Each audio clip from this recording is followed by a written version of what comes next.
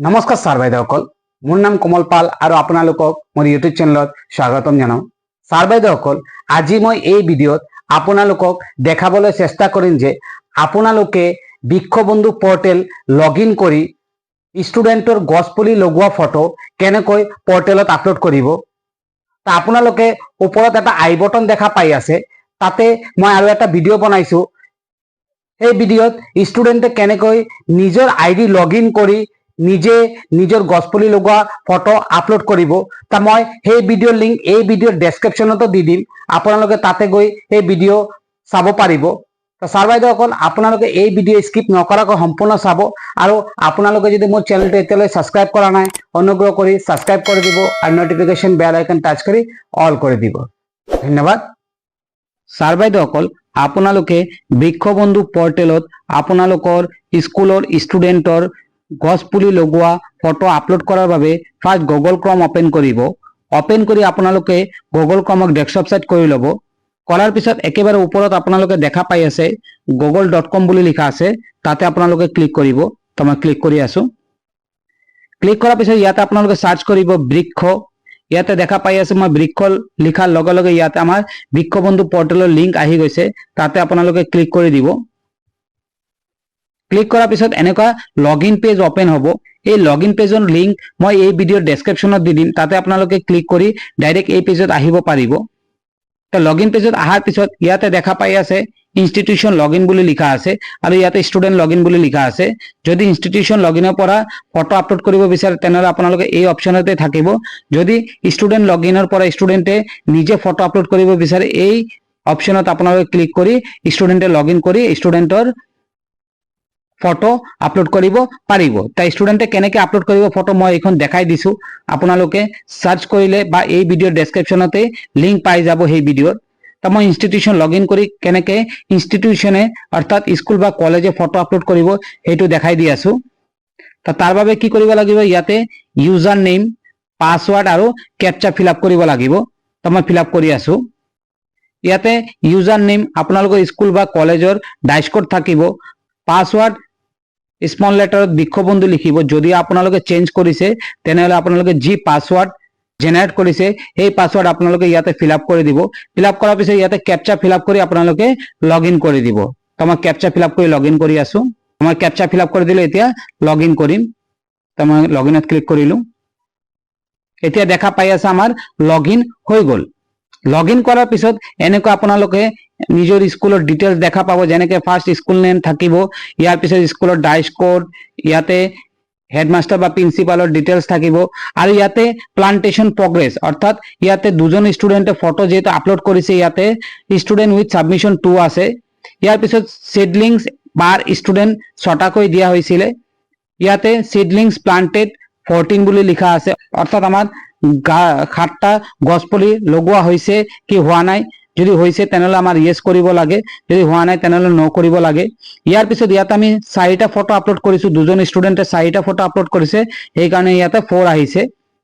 এতিয়া আপোনালোকে তলত দেখা পাই আছে ইয়াতে আমাৰ ষ্টুডেণ্টৰ নেম আহিছে, তাৰপিছত ৰেজিষ্ট্ৰেশ্যন নাম্বাৰ আহিছে, ক্লাছ আহিছে, ফটোজ আপলোডেড আহিছে, 7 চিডলিংছ আছে আৰু একশ্যন আছে। ইয়াতে আপোনালোকে যি ষ্টুডেণ্টৰ ৰেজিষ্ট্ৰেশ্যন কৰিছে সেই ষ্টুডেণ্টবিলাকৰ নাম আহিছে আৰু যদি আপোনালোকে এতিয়ালৈকে কোনো ষ্টুডেণ্ট ৰেজিষ্ট্ৰেশ্যন কৰা বাকী আছে, ইয়াতে এড ষ্টুডেণ্ট বুলি লিখা আছে, আপোনালোকে ৰেজিষ্ট্ৰেশ্যন কৰিব পাৰিব। তো আপোনালোকে ৰেজিষ্ট্ৰেশ্যন কেনেকৈ কৰিব সেইখন ভিডিঅ'ৰ লিংকো এই ভিডিঅ'ৰ ডেছক্ৰিপশ্যনত দিয়া আছে। ইয়াৰ পিছত ইয়াতে দেখা পাই আছে এণ্টাৰ পাৰ পেজ বুলি লিখা আছে, ইয়াতে আপোনালোকে ক্লিক কৰি একেলগত বহুত কেইটা ষ্টুডেণ্ট চাব পাৰিব। তো মই 25ত ক্লিক কৰি আছোঁ। এতিয়া 25 ষ্টুডেণ্ট এটা পেজতে আহি গৈছে। তো ইয়াতে দেখা পাই আছে আমাৰ ফাৰ্ষ্ট নেম আছে, ৰেজিষ্ট্ৰেশ্যন নাম্বাৰ আছে, এইখন ষ্টুডেণ্টৰ ৰেজিষ্ট্ৰেশ্যন নাম্বাৰ হয়।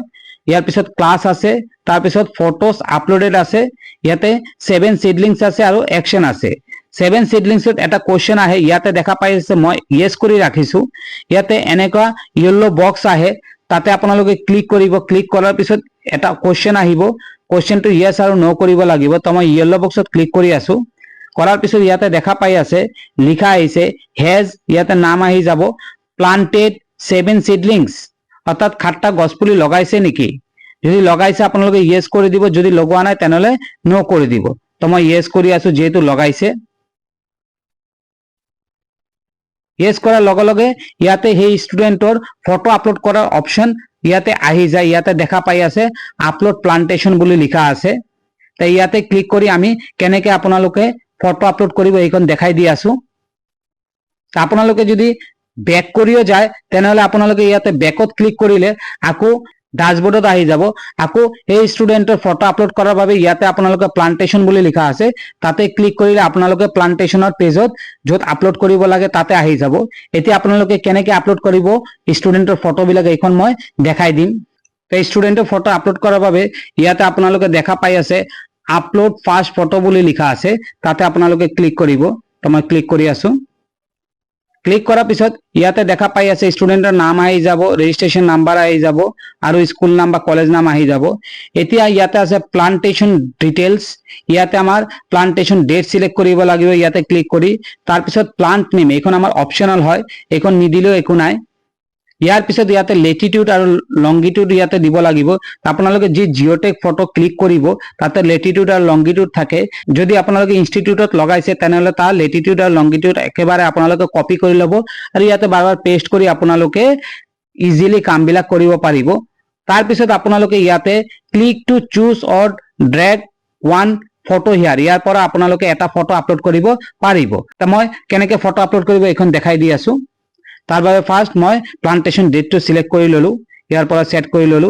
এতিয়া আমি ইয়াতে লেটিটিউড লংগিটিউড ফিল আপ কৰি আছো।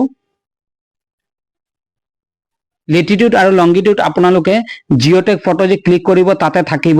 যদি ইয়াতে আপোনালোকে যেতিয়া ফটো আপলোড কৰিব যদি নৰ্মেল ফটো আপলোড হৈ যায় তেনেহলে আপোনালোকে লেটিটিউড আৰু লংগিটিউডটো দি আপোনালোকে নৰ্মেল ফটো আপলোড কৰিব পাৰিব।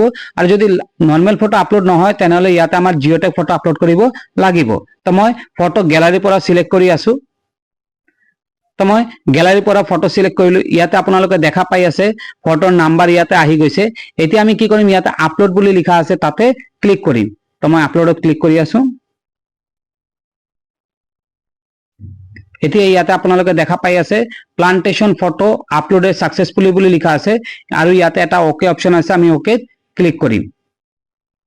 কৰাৰ পিছত ইয়াতে দেখা পাই আছে আমি যে ফটো আপলোড কৰিছো আহি গৈছে। আৰু এটা যদি ফটো আপলোড কৰিব লাগে তেনেহলে আমাৰ কি কৰিব লাগিব, আকৌ আপলোড প্লান্টেশনত ক্লিক কৰিব লাগিব। তো মই ক্লিক কৰি আছো।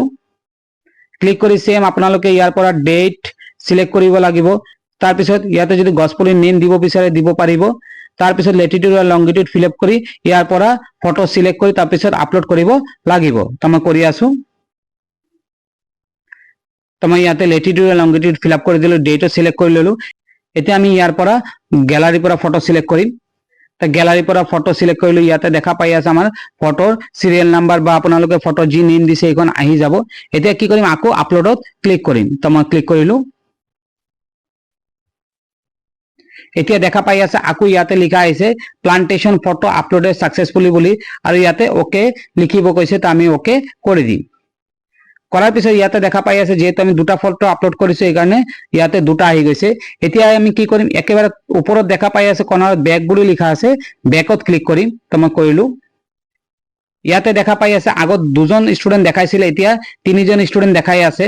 আৰু ইয়াতে যেহেতু আমি খাট্টা কৰি তিনিজন ষ্টুডেণ্টে গছপুলি লগাইছে এইকাৰণে 21টা আহিছে আৰু ইয়াতে দুটা দুটাকৈ ফটো আপলোড কৰিছে সেইকাৰণে ইয়াতে 6টা ফটো দেখাই আছে। তো আপোনালোকে এইদৰে ইনষ্টিটিউশ্যন লগ ইন কৰি আপোনালোকৰ ষ্টুডেণ্টৰ গছপুলি লগোৱা ফটো আপলোড কৰিব পাৰিব। তো ছাৰ বাইদেউসকল আপোনালোকৰ যদি মোৰ ভিডিঅ'টো ভাল লাগিছে তেনেহলে মোৰ চেনেলটো সাবস্ক্ৰাইব কৰি দিব আৰু নটিফিকেশন বেল আইকন টাচ কৰি অল কৰি দিব। ধন্যবাদ।